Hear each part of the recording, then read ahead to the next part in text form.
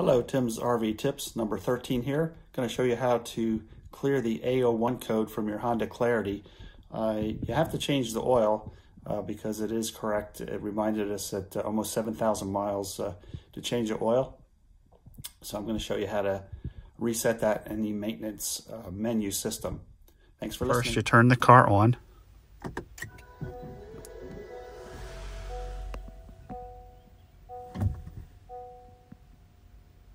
This is the 01 code. I just reset the oil code, the A01, but instead I'm going to show you how to reset any code here. So what you do is you go into the main menu here under Settings, and you go into Vehicle,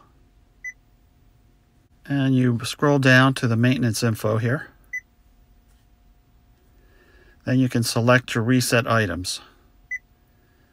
So you can reset any of these. I just reset the A code, oil and filter, since I just changed it. My tire rotation is coming up, so I want it to remind me of that.